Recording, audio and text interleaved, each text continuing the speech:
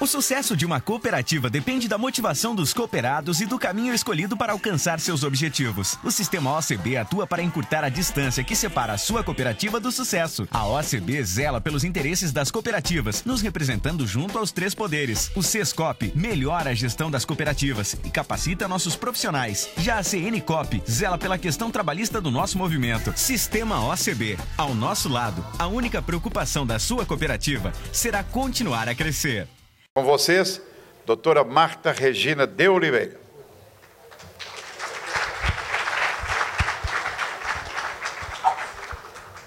Oi, bom dia, gente. Primeiro, eu queria agradecer o convite para estar aqui. Agora passou. E eu vou fazer uma proposta para vocês. A gente já teve 2 palestras maravilhosas, né? O Robert sabe o quanto eu me inspiro nele. Conheci o Robert há alguns anos atrás e persigo ele, né? E aí eu queria fazer uma proposta de vocês da gente fazer uma coisa um pouco diferente. Então, eu vou falar sobre alguns temas e depois a gente debate, né? Eu acho que a gente tem pouca oportunidade de estar assim próximo e a gente podia aproveitar isso hoje e tentar discutir sobre vários assuntos que vocês queiram com relação à agência. Primeiro, focar um pouquinho no tema que a gente trouxe para cá, né, que é o Qualis. A gente tenta debater sempre todos os assuntos dentro da agência sobre alguns ângulos e algumas perspectivas. E a gente sempre acaba fazendo a parte médico-hospitalar primeiro, não é isso? Mas a gente sempre tem uma preocupação que é o seguinte: em vários temas, se a gente focasse na odontologia primeiro, talvez a gente tivesse muito mais resultado e muito mais rápido, né? E é com essa lógica que a gente tentou sempre montar os projetos que a gente está propondo com essas 2 vertentes ao mesmo tempo, né? Porque eu de verdade acredito que tem um potencial gigante que a gente ainda não conseguiu tirar da parte odontológica. Assim, a gente tem muito, muito, muito, muito mais a construir. Então, eu vou falar dos projetos, de como a gente está organizando isso dentro da perspectiva da odontologia. Então, o que a gente deseja, o que a gente quer, né? Nesses 3 anos que eu estou à frente da Diretoria de Desenvolvimento Setorial, a gente tentou focar em 3 temas. Claro que tem todos os outros dentro da diretoria, tem inclusive ressarcimento ao SUS, mas a gente tentou focar em 3 temas para que todas as construções que a gente fizesse passassem por ali, porque a gente acredita que com esses 3 temas a gente conseguiria construir uma saúde suplementar diferente. No começo parecia um sonho, mas se a gente não tenta colocar um sonho em prática, ele nunca vai acontecer. E aí a gente focou no primeiro item, que é informação. E aí, como a gente começou a discutir informação, de cara, a gente viu que informação era uma palavra para muita coisa. Muita coisa está dentro dessa palavra.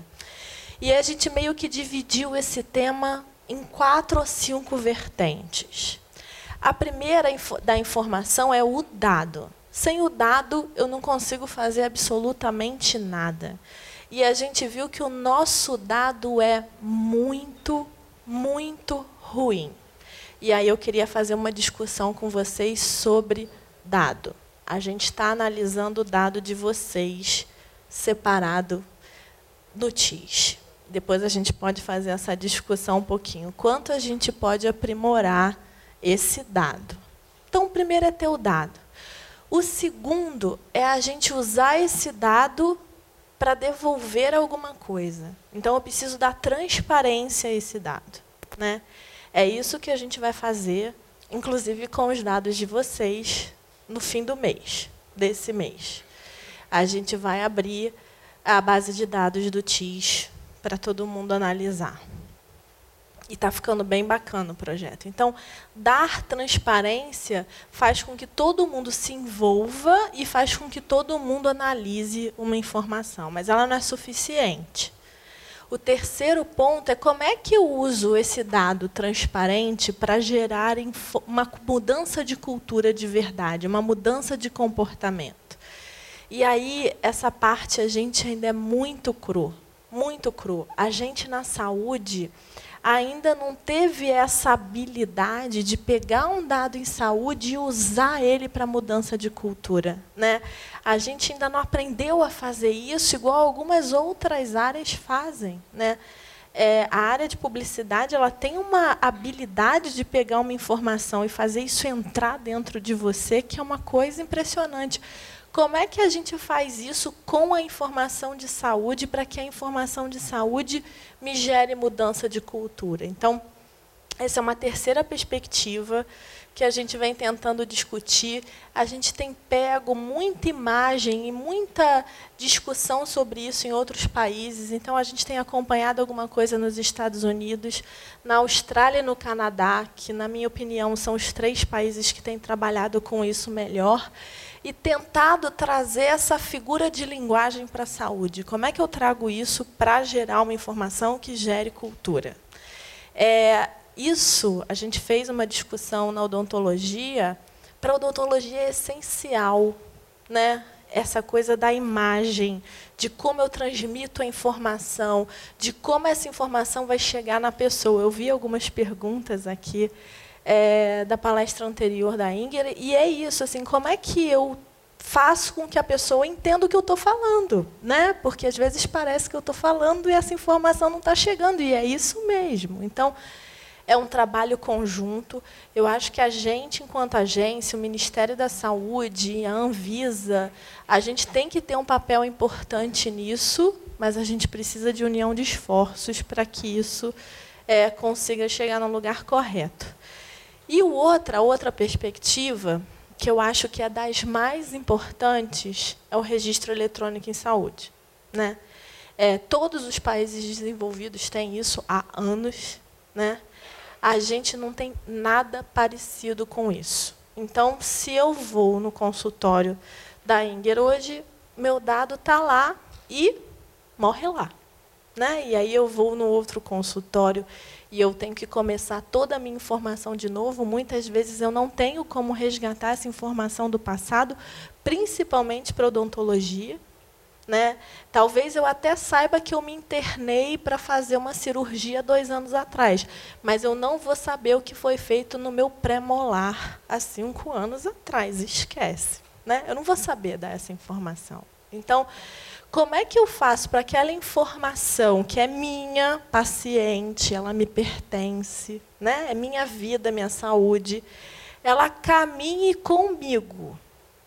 Que todos que participam desse tratamento ou desse cuidado que eu vou fazer, todos tenham acesso a essa informação, né? E é assim nos outros países. A gente tem o registro eletrônico em saúde, que é do paciente, e precisa ser assim de alguma forma aqui. Isso não é só uma coisa bonita. Isso, para o sistema de saúde, aumenta um pouco a sustentabilidade, né? Por quê? Primeiro, que eu diminuo exames e eu diminuo práticas que eu poderia não fazer se eu tivesse acesso a uma informação passada, né? E segundo, que para o paciente permite que o cuidado dele tenha continuidade, né? Então, hoje, se eu vou numa emergência e faço uma tomografia, um hemograma, e saio com uma receita de um antihipertensivo, amanhã, se eu me sentir mal e for numa outra emergência, ou naquela mesmo, né, eu vou fazer a mesma tomografia, o mesmo hemograma, e talvez eu saia com uma prescrição diferente.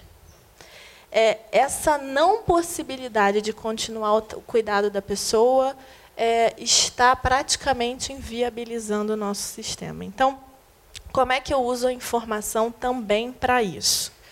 E aí a informação, ela faz parte do item que eu vou falar depois, e que é o tema da nossa discussão, que é qualidade, né? Como é que eu discuto qualidade, avalio qualidade, falo para as pessoas o que é qualidade, se eu não tenho informação? Se eu não sei medir, se eu não sei o que eu estou medindo, se eu não sei de onde aquilo está vindo, né? Então, para que a gente possa fazer a discussão do item 2, que é qualidade, eu sou totalmente dependente dessa informação dentro de todas as características dela. Então, a gente tem vários projetos tentando cuidar da informação. Da qualidade, a gente tem uma discussão que começou há alguns anos, mas que esse ano a gente tentou dar uma outra característica. Então, o que eu acredito da qualidade? Primeiro, que a gente precisa tratar da qualidade de cada um, então, da qualidade da operadora, da qualidade do prestador, mas isso para o paciente ainda é pouco, né? Eu precisaria, de alguma forma, passar para ele uma noção de qualidade do sistema, né? Porque quando ele recebe um tratamento, ele não recebe um tratamento só da operadora ou só do prestador, ele recebe um tratamento que é dos dois, né? Isso está intimamente relacionado. Então, a gente começou projetos de qualidade de operadora que já vinham há algum tempo e que, na minha opinião, se a gente não renovar totalmente a discussão de qualidade de operadora, ela está fadada ao mais do mesmo, né? Que é um pouco o que a gente está vendo acontecer. Então, a gente tem a qualificação que precisa e vai mudar, essa discussão que a gente vai fazer até o final do ano, de redesenhar totalmente o projeto de qualificação de operadoras. Totalmente. Hoje, o projeto não é mais capaz de diferenciar uma operadora da outra, né? Então, como é que a gente evolui? A gente precisa evoluir em qualidade sempre, sempre. Então, a proposta é que, até o final do ano, a gente tenha um redesenho do projeto de qualificação de operadora.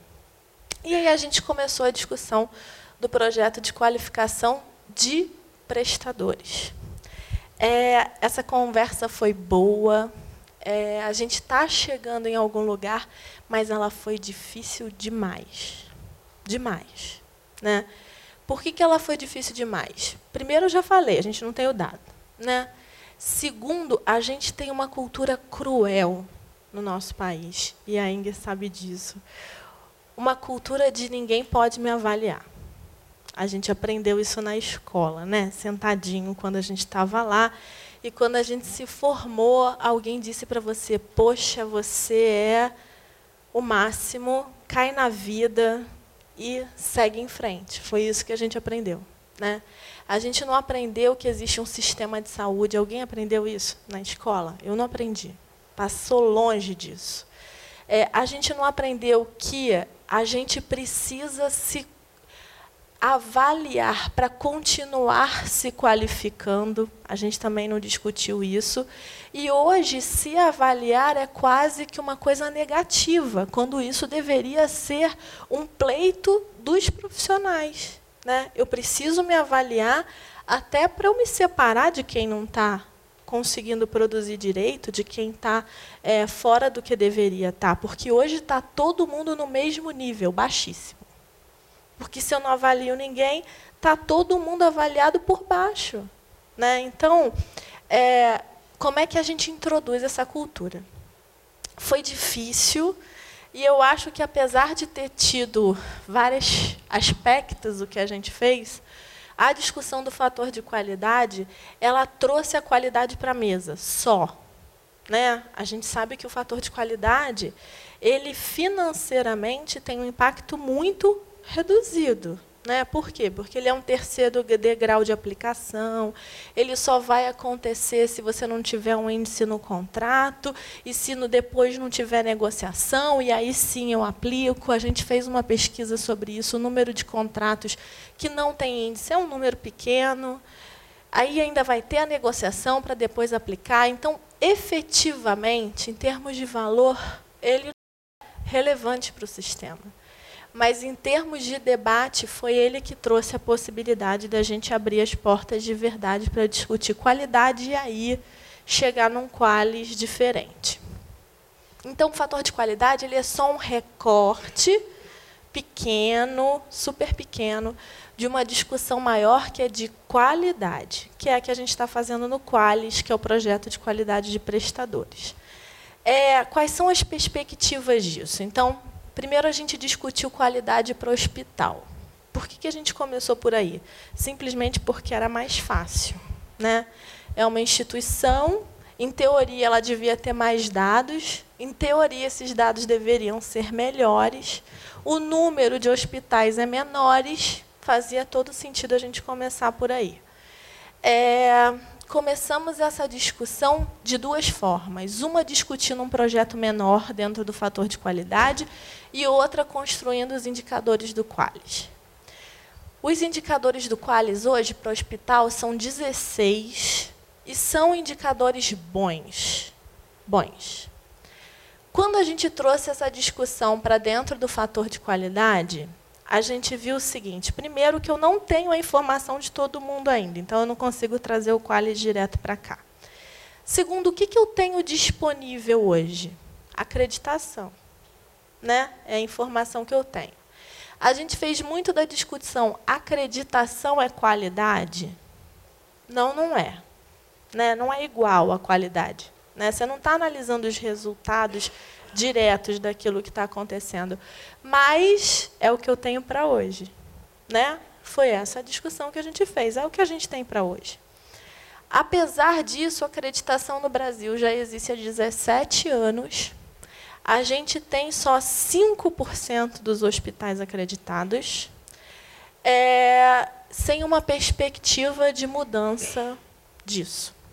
Então, a gente pensou, como é que a gente vai fazer para, dentro de um ano, eu ter pelo menos um indicador aqui que me meça um pouquinho que é qualidade para o hospital. E aí a gente viu no mundo inteiro, e aí o Robert usa isso muito, assim, um indicador que no mundo inteiro ninguém questiona, que é a reinternação em 30 dias. Né? Nos Estados Unidos, inclusive, esse indicador agora já é penalty, ele não é mais um indicador para agregar, já é para não pagar. Né? Um estágio completamente diferente. E aí a gente usou o indicador de reinternação em 30 dias, colocamos no nosso site mais 2 indicadores, que para a gente eram indicadores regulatórios. Então, acreditamos que são regulatórios, todo mundo tem. O primeiro era o envio do TIS e verdade. Dos 3.600 hospitais que operam na saúde suplementar, 3.500 estavam usando o TIS de uma maneira razoável. E o segundo era ter núcleo de segurança do paciente, que é uma norma da Anvisa, que já existe há 3 anos e meio. Quando a gente pegou a lista da Anvisa, começou o meu desespero. Dos 6.000 hospitais no país, só 1.800 têm núcleo de segurança do paciente. Aí a gente começou a ficar com frio na espinha, né? Assim, tipo, opa, se esse é um indicador que a gente está pegando regulatório, né? E a gente sabe que dos 6.000 hospitais do país, só 1.800 têm o núcleo de segurança, como é que vai ser o resto? Né? E aí a gente foi colher o nosso indicador de reinternação em 30 dias. Quando chegou esse indicador para a gente, primeiro que chegou de um número muito pequeno de hospitais, chegaram só 133 indicadores. Ok, muitos podem não ter mandado porque já tinham o índice no contrato, outros podem não ter mandado, enfim, por 1000 motivos. Mas o que mais chamou a atenção da gente não foi o número, foi a incapacidade dos hospitais de preencherem um numerador e um denominador. Então, muitas dessas instituições não sabiam o que colocar em cima e o que colocar embaixo. Daí a gente tira várias conclusões. Primeiro, ninguém nunca mediu isso. Então, o próprio hospital nunca usou esse indicador para acompanhar, nunca. Segundo, a inabilidade das pessoas ainda hoje de construir um indicador em saúde. E aí a gente viu que a gente estava alguns passos atrás. Não era só um, eram alguns. E a gente precisava iniciar essa discussão com SADT e consultórios, conhecendo essa perspectiva do hospital. Como é que isso alavancou? No dia 24 de março, eu lembro até hoje, o meu telefone deve ter tocado até não parar nunca mais, eu não conseguia nem mais ficar perto dele. A gente soltou a lista, então, de qualidade de hospitais dentro da perspectiva que a gente tinha combinado há 1 ano. Foi só então que as pessoas se tocaram o que era isso, o que significava essa discussão de qualidade, que não era só o 5% em cima do IPCA, que era outra coisa, que era a gente começar a dialogar com a sociedade.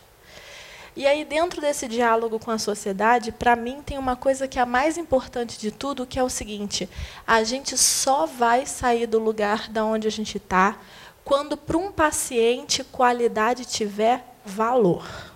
Então, o value, né, da qualidade, enquanto a gente não tiver uma pessoa orientada a buscar informação baseada em qualidade, nada disso do que a gente está fazendo aqui vale a pena, né? Então, como que eu busco hoje um hospital? Ou como eu compro um plano de saúde hospitalar?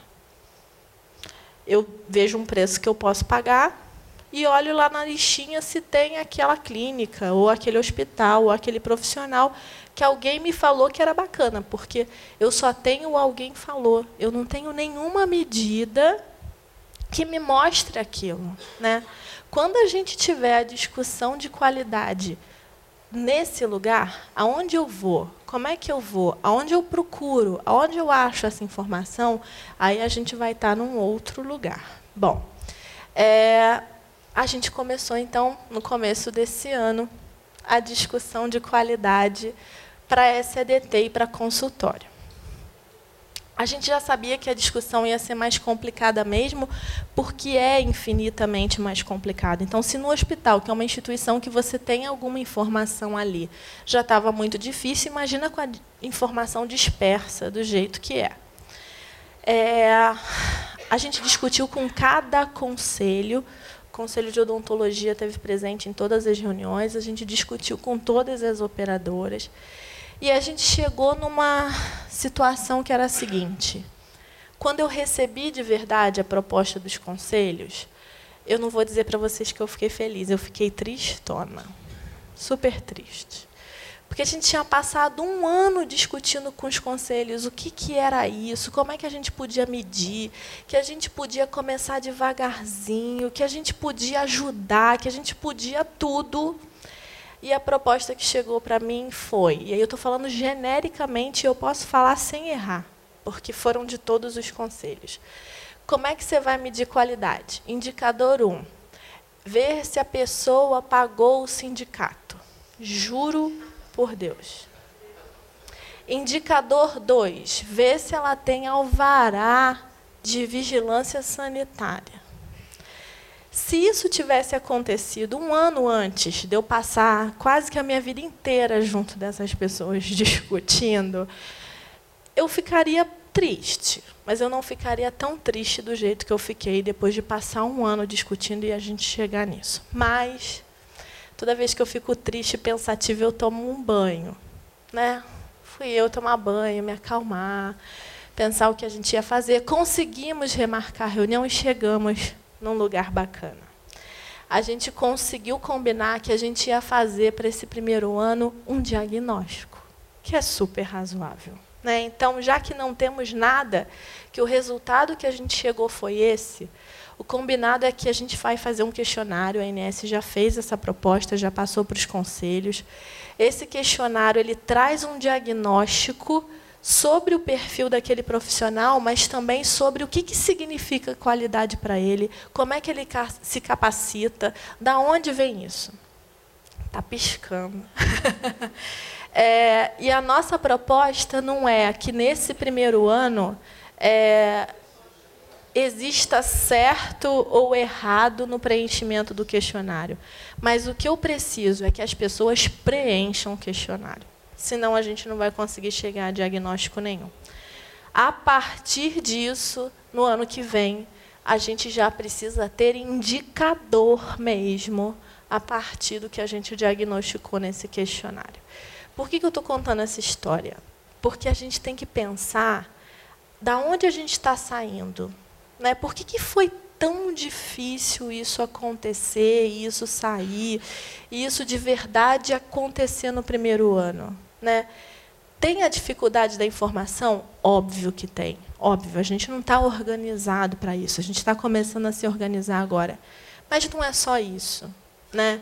Tem alguma coisa a mais que causa uma repulsa na gente gigante de discutir avaliação, de discutir qualidade. Então, o que a gente espera? Que, a partir dessas conversas mais francas, com mais informação, a gente consiga chegar em outro lugar. Então, o nosso planejado é o seguinte: até 1º de novembro, a gente vai publicar esses questionários. Os conselhos são nossos parceiros, eles vão ajudar a passar esses questionários. A gente vai recolher isso tudo e todo mundo vai ter acesso a essa informação de o que aconteceu, o que a gente viu, qual foi o diagnóstico. E para o Qualis, além disso, que é óbvio que a gente vai usar, a gente está tentando fazer uma conversa mais direcionada de como a gente pode medir essa qualidade, de qual indicador pode ser o primeiro indicador. A gente não tem que ter 10, a gente tem que ter um indicador. Como é que eu transporto essa discussão de qualidade para o resto? Qualidade é tudo, né? Porque a qualidade me garante que eu tenho uma informação razoável, né? Ela me garante que eu estou me acompanhando e me medindo, e me garante que a sociedade está sensibilizada para esse tema. A partir disso, a gente também está construindo a terceira perninha do triângulo, que tem informação, qualidade, e a terceira, que é muito do que foi falado aqui, a mudança de modelo, junto com a mudança de modelo de remuneração, porque uma coisa reforça a outra o tempo inteiro. Mas eu preciso das duas anteriores para chegar nessa daqui também, né? E nessa discussão de mudança de modelo, a gente fez algumas propostas, inclusive vocês participam ativamente de uma. Deixa eu ver quanto tempo a gente tem. Como que a gente pensou isso? A gente pensou o seguinte: a gente não consegue hoje mudar o modelo assistencial sem mudar o modelo de remuneração. Mas, para eu mudar o modelo de remuneração, eu preciso mudar o modelo assistencial, né? E a gente resolveu partir para o seguinte diagnóstico. Eu estou na agência há 13 anos. E, durante esse tempo todo que eu tive na agência, eu trabalhei com alguns temas recorrentemente, né? Um desses temas que eu trabalhei muito foi a questão do parto, né, da cesariana. Por quê? Porque, para a gente, ele é um marcador, né? Ele conseguiu, com o indicador mundial, mostrar o que é o nosso sistema. Ele é só um marcador que representa todo o resto, né? Mas ele conseguiu um debate ou mostrar o que a gente está fazendo na saúde, né? Então, desde o início, em 2005, eu comecei a trabalhar com esse indicador. Esse indicador era 75%. Então, a gente tinha 75% de cesariana na saúde suplementar. O mundo inteiro tinha, no máximo, 30%. E a gente não conseguia entender por que isso acontecia, né? E aí a gente fez um monte de estudo, fizemos vários tipos de incentivo. Esse indicador era medido, era avaliado, penalizava as operadoras, enfim, a gente fazia de um tudo. E durante 10 anos eu vi esse indicador dia a dia aumentar, até chegar em 2015 com 85%. Então, você se sente um fracassado, né? Trabalha com aquilo 10 anos e você vê aquilo aumentar sem conseguir fazer nada. E aquilo ali representava a nossa impotência diante de um modelo que a gente via que estava errado e que a gente não conseguia mudar. E o que eu acho que foi o grande ganho disso tudo? Foi a gente entender que a gente só ia conseguir mudar isso se a gente saísse da nossa caixinha de regulador lato sensu, né? Enquanto eu estava na minha caixinha de regulador lato sensu, eu fazia o quê? Médio indicador. Se você tiver ruim, eu baixo sua nota na qualificação. Médio indicador, enfim. Quando a gente saiu dessa caixinha, né, a gente conseguiu perceber o seguinte: eu não tenho o poder que vocês têm de mudar a situação. Não sei se vocês percebem isso. Eu falo o seguinte: se eu fosse Medicare e Medicaid, se eu estivesse lá, eu era quem? O pagador, né? E, em sendo pagador, eu ia ter a força que eu precisava para fazer as coisas que a gente estava propondo. Mas aqui eu não sou o pagador. Eu sou um regulador que olho, tenho algumas informações privilegiadas, porque eu estou olhando de cima, e só. Então, assim, se eu conseguisse sair desse lugar e mostrar o seguinte, eu consigo, de alguma forma, mobilizar pessoas e tentar puxar ideias para que isso se concretize, talvez a gente chegasse em algum lugar. Foi quando surgiu a possibilidade de parceria, inicialmente com o IHI, com Einstein. O IHI tinha a metodologia, que, aliás, se vocês puderem entrar no site do IHI e ver a metodologia do Triple Aim, ela serve para a nossa vida, né? É uma metodologia que serve para tudo que a gente fizer. Então, a gente entrou nisso tentando fazer o quê? Vamos aplicar essa metodologia, vamos ajudar as pessoas a colocar isso em prática. Foi quando a gente descreveu a metodologia, que era o óbvio.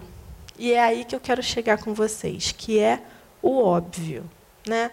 O que era nesse momento? Colocar plantonista, ter enfermeiro obstetra e os obstetras se reunirem numa equipe de revezamento que pudesse um dar apoio ao outro.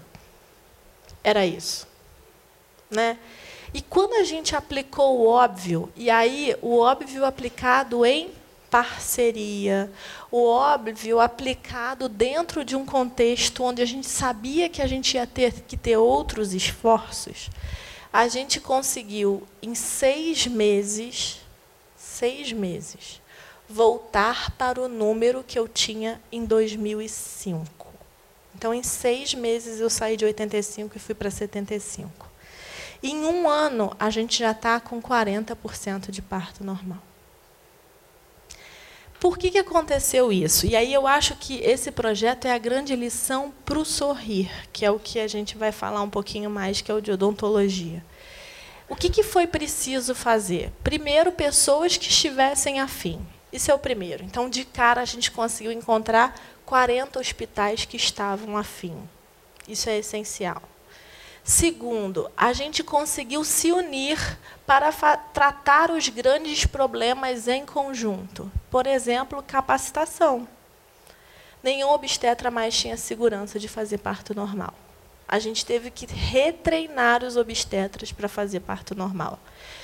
Não tinha enfermeira obstetra, né? Porque essas pessoas que se formaram em obstetrizes e enfermeira obstetra, elas estavam no mercado trabalhando com outra coisa. Esse mercado não existia espaço para elas, então elas estavam fazendo outra coisa. Então, a gente precisava treinar enfermeiras obstetras. Então, a gente precisava falar com a mulher de uma forma diferente, a gente não sabia fazer isso. Então, a gente pegou e fez planos em conjunto de capacitação, a gente juntava os grupos e ia treinar as pessoas.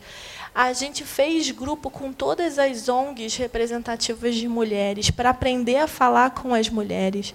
A gente tentou tratar todos os temas macro em conjunto. Então, essa foi a grande sacada. Do que a gente pode tirar de lá para cá? Primeiro, a forma de fazer. Né? Então, a forma de fazer, eu acho que foi essencial.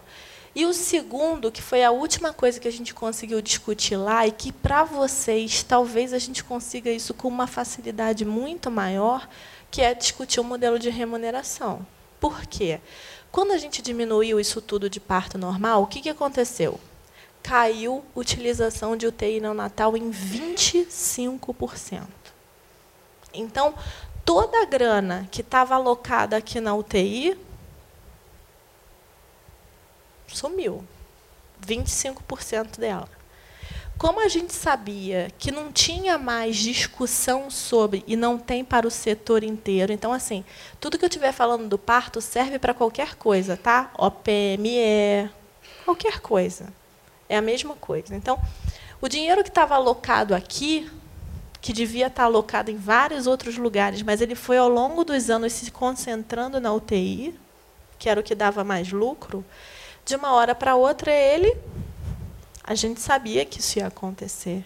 né? Então, como é que a gente introduzia dentro do projeto, nesse momento, a rediscussão de realocação disso, mas uma realocação que não fosse só uma realocação, que já fosse uma proposta de mudança de modelo de financiamento. Fizemos isso, a gente fez pares entre operadoras e prestadores. De todo mundo que começou, eu posso dizer para vocês, se a gente tinha 30 no início, pares, 15 estão indo muito bem. Os outros 15, tá bom, né? Se a gente imaginar que a gente não ia conseguir nada. Então, a gente precisou fazer parcerias em todos esses momentos. Depois disso, a gente falou o seguinte, bom, testamos numa coisa que é muito simples, pensa, muito simples. Por quê? Porque é um evento hospitalar único. Então, 9 meses eu fico com a mesma pessoa, vou uma única vez no hospital, resolvo o meu problema e volto para casa. Isso é o procedimento parto, né? Como é que eu extrapolo isso para outras coisas de tratamento continuado? Que aí é muito mais difícil, né?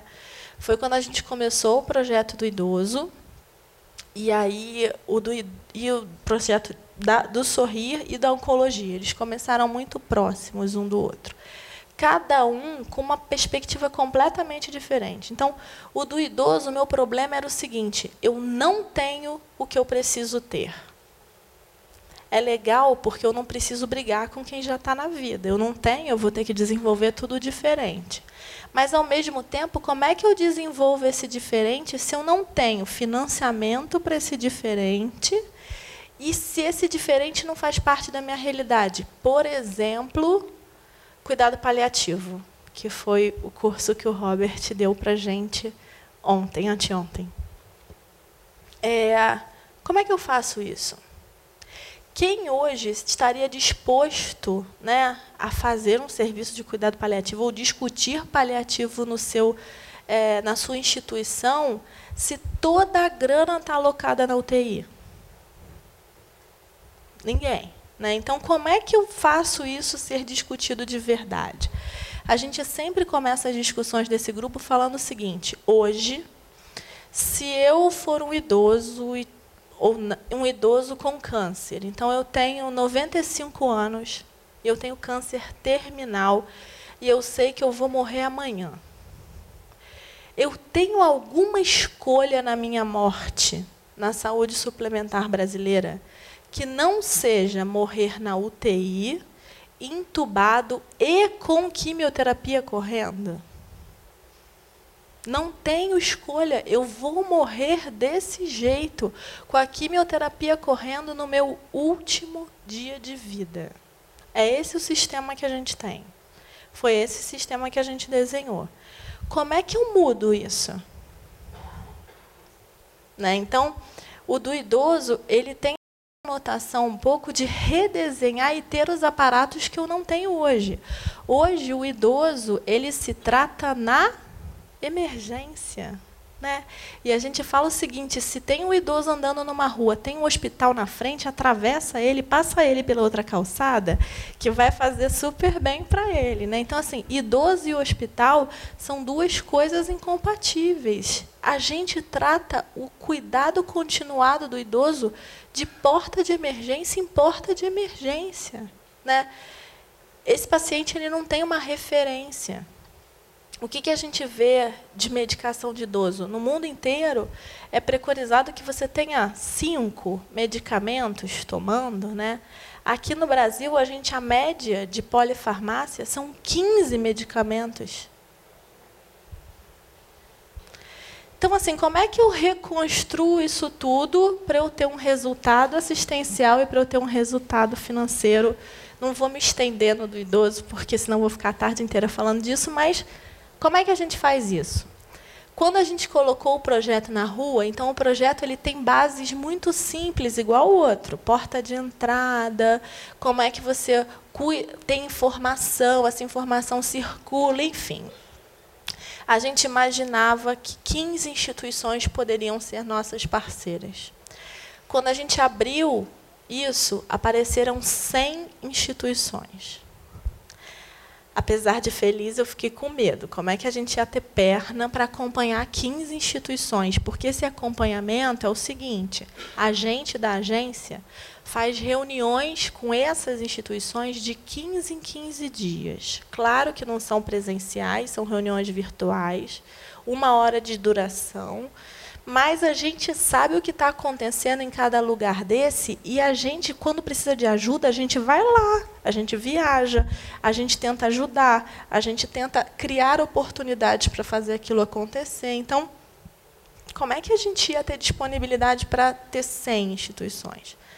A gente pediu os projetos e a gente não teve como descartar 65 projetos. Eram projetos muito bons e hoje a gente tem 65 instituições no grupo. Quando a gente foi pensar o Sorrir, a gente tinha de cara uma coisa que a gente imaginava, que é o seguinte, a gente conseguiria fazer esse projeto dar certo num tempo muito menor do que os outros, né? E a gente conseguiria fazer esse projeto dar certo já testando o modelo de remuneração. Por quê? Porque é mais organizado e é mais concentrado. Então, a gente teria a oportunidade de aplicar a mesma metodologia e ter resultados muito mais rápido e com resultados financeiros também. No começo, eu acho que a maior dificuldade foi a dificuldade que você encontra em todos os grupos, que é todo mundo se enxergar no mesmo barco, né? Depois que todo mundo se enxerga no mesmo barco, a coisa vai, que é uma coisa maravilhosa. Mas até todo mundo enxergar que aquilo ali, primeiro, não é uma norma. Não é uma norma, não tem multa, não é uma norma. A gente está aqui para ajudar a quem quiser ser ajudado. Então, primeiro é as pessoas entenderem o que eu estou fazendo nesse grupo, né? Eu, a ANS. O que você está fazendo aqui, né? O segundo é como essas pessoas lidam com os seus pares ou não pares, porque hoje prestador e operadora não são pares, né? Que é uma coisa também complicada. Então, depois que a gente passa essa fase, como é que eu faço para desenhar esse projeto, para desenhar esse modelo e depois para aplicar isso, né? Quem vão ser meus parceiros? Como é que essas pessoas vão aderir? Então, a gente está exatamente no período de inscrição das parcerias. A gente vai ter várias pessoas ajudando a gente a acompanhar o projeto. Esse grupo de acompanhamento ele é super importante. Por quê? Porque é ele que dá força para as pessoas, é isso, né? Quando ela chega com uma dificuldade, quase desistindo, ter alguém com quem você conversar e tentar achar saídas para isso em conjunto faz uma diferença gigante para o projeto. Então, esse grupo é isso, é um grupo que vai estar muito perto de quem for fazer o projeto, tentando achar soluções em conjunto. Então, o que a gente espera? A gente espera que daqui a 1 ano a gente esteja aqui nesse mesmo lugar, falando dos resultados do projeto, né?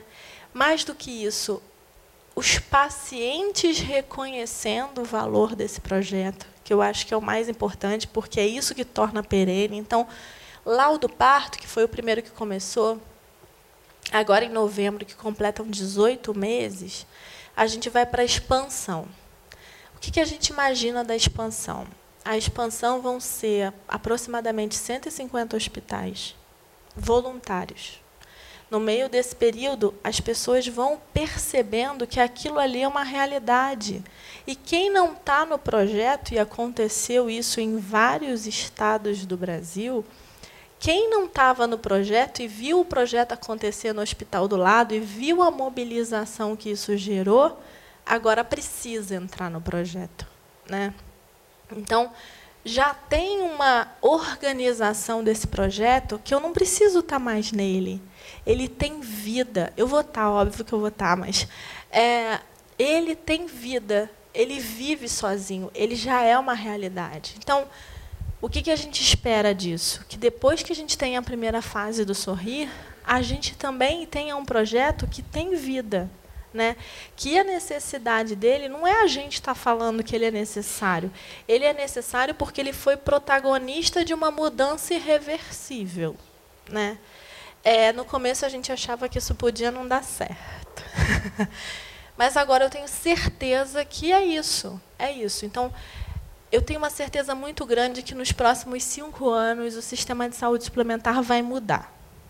Ele vai mudar. Ponto.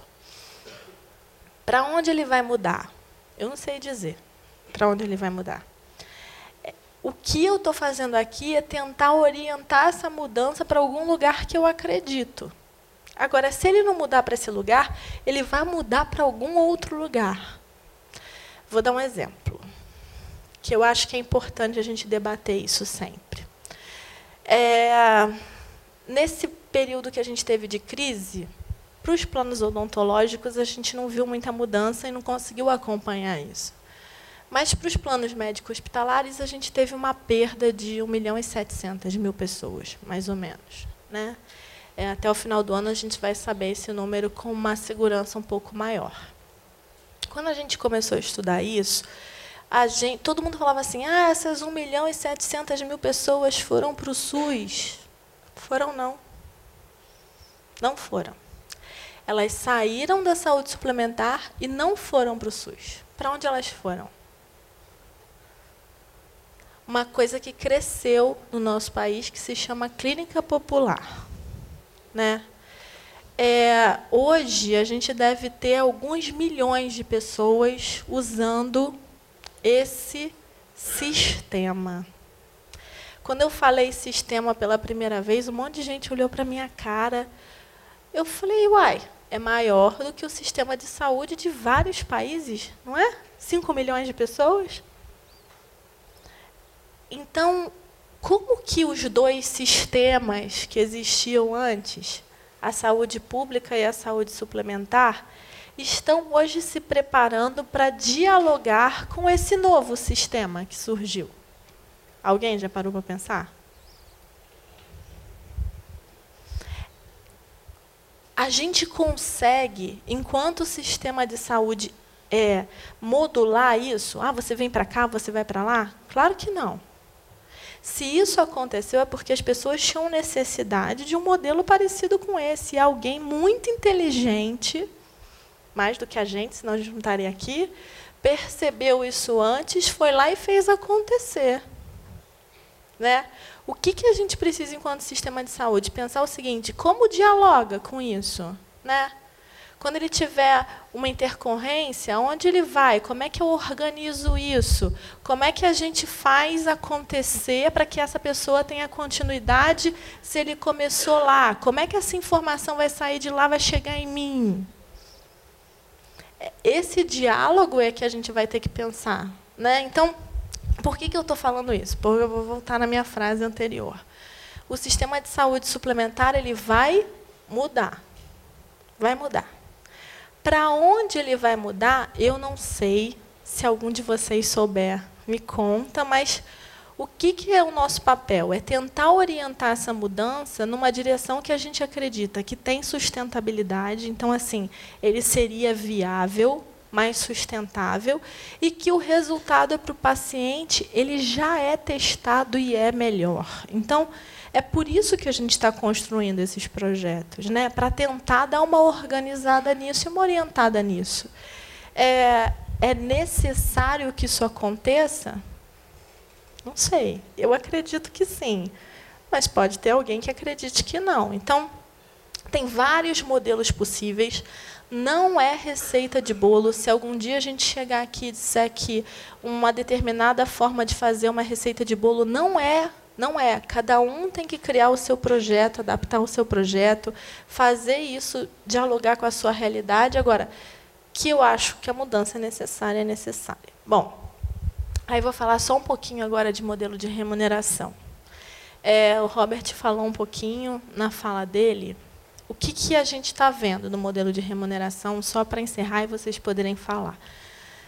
O modelo de remuneração, ele no mundo inteiro é discutido, é debatido. A gente tem um grupo que é aberto, quem quiser participar. A gente está discutindo o modelo de remuneração na saúde suplementar. por que a gente acha que a gente precisa mudar, né? Porque o fee-for-service sozinho, não é o fee-for-service, é o fee-for-service sozinho, ele não dá conta de estimular a melhor prática, né? Ele estimula o volume, ele instiga você a produzir mais, sem nenhuma relação com desfecho, sem nenhuma relação com resultado, sem nenhuma relação com nada. Ele te estimula a produzir. Isso durante anos, né? A gente tem quantos anos de saúde suplementar, quantos anos nesse modelo? Ele vai modulando, por isso que é modelo, ele vai modulando tudo que a gente faz. O exemplo mais rápido disso é o seguinte: a gente tem um grupo técnico de OPME, alguns de vocês fazem parte. Nesse grupo técnico de OPME, outro dia, eu falei, gente, olha só, não sei se vocês têm a mesma sensação que eu, mas a sensação que eu tenho é o seguinte: eu preciso estar ali, eu preciso fazer aquilo que eu estou fazendo, porque existe uma realidade e a gente precisa, pelo menos, melhorar essa realidade, mas eu estou aqui enxugando o gelo e todos vocês também. Porque o que significa OPME? OPME é só o resultado, é a consequência de um erro que está lá em outro lugar. E a gente está aqui ralando horrores para tentar contornar esse resultado, em vez da gente estar lá ralando muito para tentar contornar o efeito, o que está causando isso, a doença, né? E a gente está aqui tratando o sintoma. Então, OPME é o resultado, assim como várias outras coisas são o resultado, por exemplo, não ter cuidado paliativo. Por que o OPME é o resultado? Ele foi a forma como o sistema foi achando de organizar isso para a produção, né? Então, eu faço parte de um outro grupo, que é o COPIS, que alguns de vocês também fazem parte. Teve um dia que eu estava numa discussão e a gente passou 4 horas discutindo se na tabela ia ter algodão em bolinha e se a bolinha ia ser rosa ou branca. Eu falei, se a gente gasta os nossos dias auditando a bolinha do algodão, gente, é óbvio que OPME é um sintoma. Eu discuti com o pessoal, alguém tem dúvida que em 2017 a gente vai ter que abrir o GT do Equipo?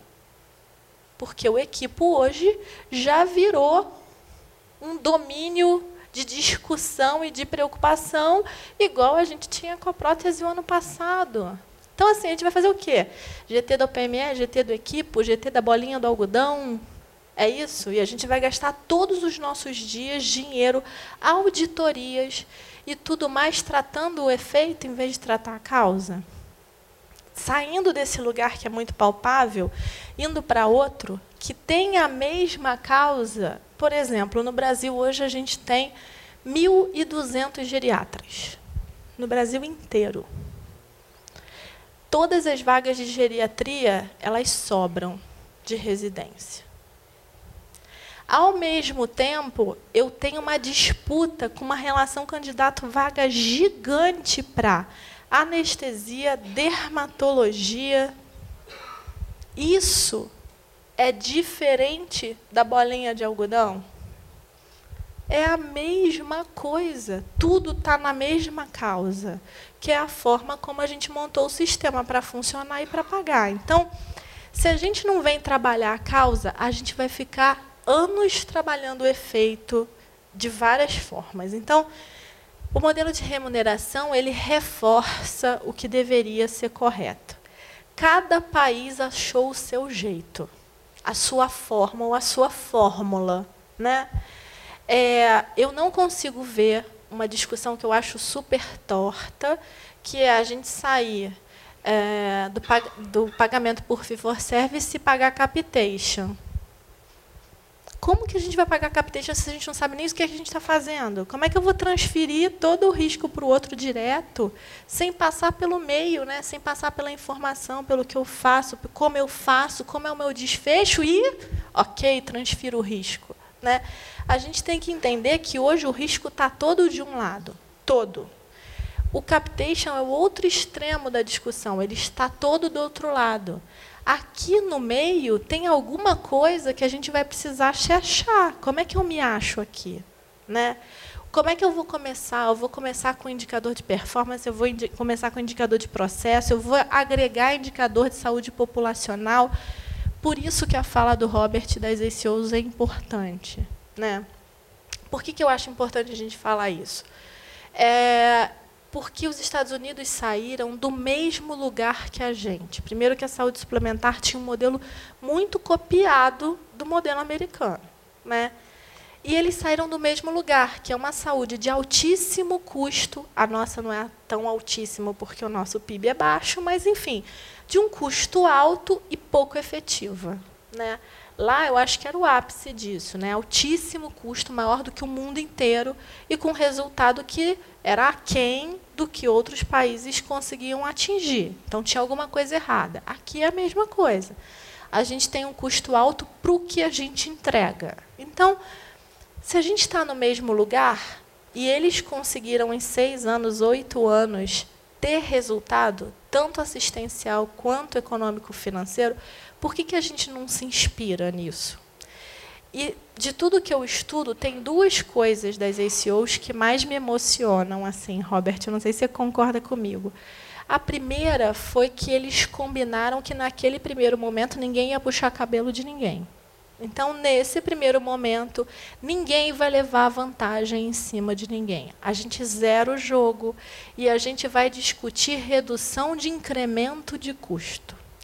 Se não zerar o jogo no primeiro momento, não vai conseguir andar para frente, não vai discutir para frente. Então, se no primeiro minuto de jogo alguém tentar pegar a bola e abraçar, não teve jogo.